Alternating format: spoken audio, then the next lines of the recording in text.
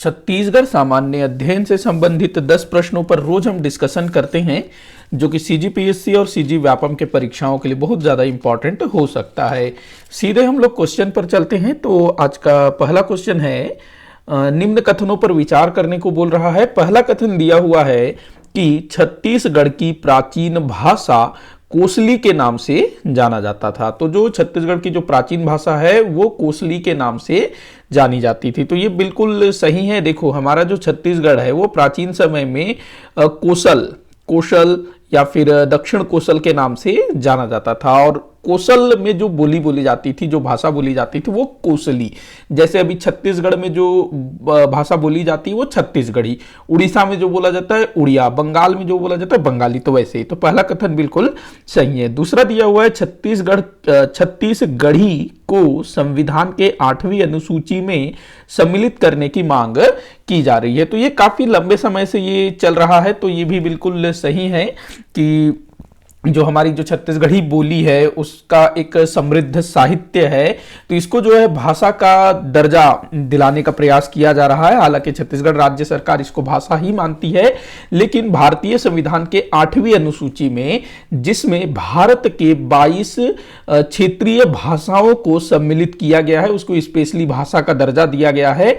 तो हमारे छत्तीसगढ़ के जो लोग हैं वो चाहते हैं कि जो छत्तीसगढ़ी भाषा है उसको संविधान के 8वीं अनुसूची में सम्मिलित किया जाए। तो इसको लंबे समय से इसकी मांग की जा रही है। इसको जो है ना, मतलब समय समय पे होता रहता है। और इस चीज को जो हमारी जो छत्तीसगढ़ी भाषा है इसके विकास के लिए छत्तीसगढ़ी राजभाषा आयोग का भी गठन किया गया है, जिसके द्वारा प्रत्येक वर्ष राजभाषा दिवस भी मनाया जाता है, छत्तीसगढ़ी राजभाषा दिवस। तो दूसरा कथन भी बिल्कुल सही है। तीसरा कथन दिया हुआ है, छत्तीसगढ़ी की अपनी पृथक लिपि है। क्या बोल रहा है कि हमारी जो छत्तीसगढ़ी भाषा है उसकी अपनी पृथक लिपि है। जैसे कि अगर हम देखें जो साउथ के जो लैंग्वेजेस हैं ना, जैसे कि तमिल हो गया, तेलुगु हो गया, यहाँ तक कि मराठी हो गया, पंजाबी हो गया, तो इनकी जो है अपनी अलग लिपि है। मराठी की शायद नहीं है मेरे ख्याल से, मराठी देवनागरी में लिखते हैं क्या, बताइएगा आप लोग। बंगाली की अलग लिपि है, उर्दू की अलग लिपि है। तो वैसे ही बोल रहा है कि छत्तीसगढ़ी की अपनी पृथक लिपि है। तो ये बिल्कुल गलत है। देखो, जो छत्तीसगढ़ी भाषा है वो देवनागरी में लिखा जाता है। ये जो यहाँ पर जो मैंने लिखा हुआ है ना, ये क्या है, देवनागरी। ये पूरा क्या है, देवनागरी में लिखा हुआ है। तो जो छत्तीसगढ़ी भाषा है वो भी इसी देवनागरी लिपि में ही लिखा जाता है, कोई भी अलग लिपि इसकी नहीं है। तो यहां पर पहला और दूसरा कथन सही है, तीसरा गलत है। तो थोड़ा सा जो ऑप्शन आप देखिएगा, इस तरह के ऑप्शन दिए जा रहे हैं अब। तो कथन 1 सही है, कथन 2, 3 गलत है। तो ये वाला तो भाई नहीं हो सकता, क्योंकि दूसरा भी सही है। अब यहां बोल रहा है कथन 1 और 3 सही है, तीसरा तो गलत है ना। इसके बाद यहां दिया है कथन 1 और 2 सही है और कथन 3 गलत है। तो यही जो है आपका उत्तर होगा स। ये जो है आपका उत्तर होगा, कथन 1 और 2 सही है और कथन 3 गलत है। तो ध्यान रखना यार जो भी चीजें मैंने बताई। अगला क्वेश्चन हम देखते हैं, छत्तीसगढ़ की किस बोली पर मराठी भाषा का सर्वाधिक प्रभाव देखने को मिलता है। तो देखिएगा, जो हल्बी बोली है ना, जिसको बस्तरी भी कहा जाता है, क्योंकि यह बस्तर क्षेत्र में बोली जाती है। ये जो हल्बी बोली है प्रमुखतः हल्बा जनजाति की बोली है, लेकिन बस्तर क्षेत्र के अमूमन अधिकतर लोगों द्वारा इस हल्बी बोली का प्रयोग किया जाता है, इसी कारण इसको बस्तरी भी कहा जाता है। और ये जो है ना, इस पर हल्बी बोली पर जो मराठी भाषा है उसका बहुत ज्यादा प्रभाव देखने को मिलता है। हल्बी जो है आर्य भाषा परिवार का हिस्सा है और मराठी भी आर्य भाषा परिवार का हिस्सा है। अगर आप हल्बी बोली को सुनेंगे, मराठी को सुनेंगे, तो काफी कुछ साम्यता आपको देखने को मिलेगा। तो ध्यान रखेंगे इस चीज को। बाकी की अगर मैं बात करूं तो गोंडी की अगर बात करूं तो ये द्रविड़ भाषा परिवार का हिस्सा है। इसमें जो तेलुगु तमिल है, विशेष करके तेलुगु, उससे मतलब थोड़ा काफी शब्द मिलते हैं, ऐसा बोला जाता है। भत्री, इसमें ना उड़िया भाषा का प्रभाव देखने को मिलता है। उड़िया जो उड़ीसा में जो चलता है ना उड़िया, तो उसका प्रभाव देखने को मिलता है उड़िया। साथ ही साथ हल्बी भाषा का भी इसमें प्रभाव देखने को मिलता है भत्री में। तो हल्बी में मराठी भाषा भाषा का प्रभाव और भतरी में उड़िया भाषा का प्रभाव। अगला क्वेश्चन हम देखते हैं, नागलीला किसकी रचना है? नागलीला, तो देखो नागलीला भाई किसकी रचना है? तो ये जो है ना गोविंद राव विट्ठल जी की रचना है नागलीला। पंडित सुंदरलाल शर्मा जी ने लिखा था दान लीला, तो आप सुंदरलाल शर्मा मत लगाइएगा, इनकी रचना है दान लीला। और ये जो नागलीला है गोविंद राव विट्ठल। अगला क्वेश्चन दिया हुआ है, विवाह का पहला रस्म कौन सा होता है? विवाह का तो पहला रस्म होता है भाई चुलमाटी। चुलमाटी में क्या होता है कि विवाह में जो वैवाहिक रस्मों को पूरा करने के लिए मिट्टी की आवश्यकता होती है, काफी कुछ तैयार किया जाता है। तो जो जब मिट्टी लेने को जाते हैं ना, तो वो पहला रस्म होता है चुलमाटी। तेल चग्घी, जब दूल्हा अथवा दुल्हन उनको जब तेल हल्दी चढ़ाया जाता है तो वो तेल चग्घी। भांवर जो है ये फेरा को कहा जाता है, टिकावन गिफ्ट सेरेमनी। और सबसे आखिर में होता है विदाई। तो सबसे पहला चुलमाटी, आखिर में विदाई। अगला क्वेश्चन दिया हुआ है, निम्न में से किनका संबंध स्वामी आत्मानंद जी से था? बहुत इंपॉर्टेंट क्वेश्चन हो सकता है, क्योंकि आजकल स्वामी आत्मानंद जी काफी मतलब चर्चे में है, क्योंकि जो Swami Atmanand English medium school, इसके कारण। तो स्वामी आत्मानंद जी से किनका संबंध रहा है, तो ये आपको बताना है। तो देखिएगा, जो नरेंद्र देव वर्मा है, जिन्होंने हमारे छत्तीसगढ़ के राज्य गीत अरपा पैरी के धार की रचना की है ना, इन्होंने अरपा पैरी के धार, ये हमारे छत्तीसगढ़ का राज्य गीत है, जिसकी रचना किन्होंने की है? नरेंद्र देव वर्मा। तो ये जो नरेंद्र देव वर्मा है, ये स्वामी आत्मानंद जी के छोटे भाई थे। ध्यान रखना, स्वामी आत्मानंद जी, जिनका असली नाम था तुलेंद्र, जब इन्होंने संन्यास धारण कर लिया तो फिर इनका नाम स्वामी आत्मानंद हुआ। स्वामी आत्मानंद के पहले भी इनका कुछ दूसरा नाम रखा गया था, स्वामी टाइप का, मुझे वो नाम याद नहीं आ रहा है। अगर आप में से किसी को वो नाम याद है तो कमेंट बॉक्स में बताइएगा। तो नरेंद्र देव वर्मा और स्वामी आत्मानंद दोनों भाई थे। इनके पिता का नाम था धनीराम वर्मा, जो कि टीचर थे, और उनका जो चयन है ना गांधी जी के वर्धा आश्रम, जो वर्धा में जो सेवाग्राम आश्रम था ना, वहां पर हो जाता है।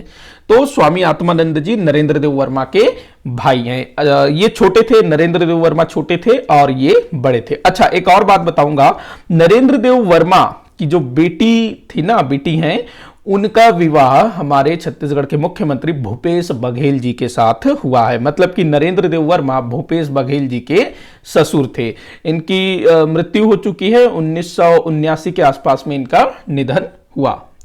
हाँ, 40 साल के थे लगभग। अगला क्वेश्चन दिया हुआ है, रायगढ़ महोत्सव किस वर्ष से आयोजित हो रहा है? रायगढ़ महोत्सव किस वर्ष से आयोजित हो रहा है, ये आपको बताना है। तो इंपॉर्टेंट है, पूछा जाता है। तो ये जो है 1985 से आयोजित हो रहा है। बाकी एक और है, बिलासपुर में राउत नाचा महोत्सव, वो 1978 से।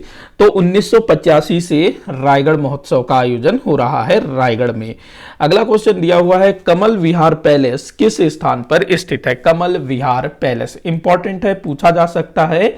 पता नहीं अभी तक पूछा है या नहीं, मुझे नहीं मालूम, लेकिन जो सीजीपीएससी का जो कॉमन जो एग्जाम है उसमें नहीं पूछा है।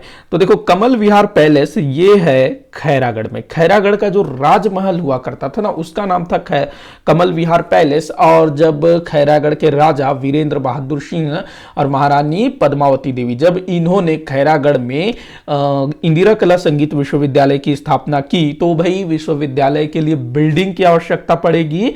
तो इन दोनों जो राजा रानी थे, उन दोनों ने अपने महल को विश्वविद्यालय के लिए दे दिया। तो आज खैरागढ़ में इंदिरा कला संगीत विश्वविद्यालय जिस भवन में है ना, वह यही कमल विहार पैलेस है, जो कि खैरागढ़ का राजमहल हुआ करता था किसी जमाने में। तो आपसे पूछा जा सकता है कमल विहार पैलेस, तो ये खैरागढ़ विश्वविद्यालय, तो ध्यान रखना।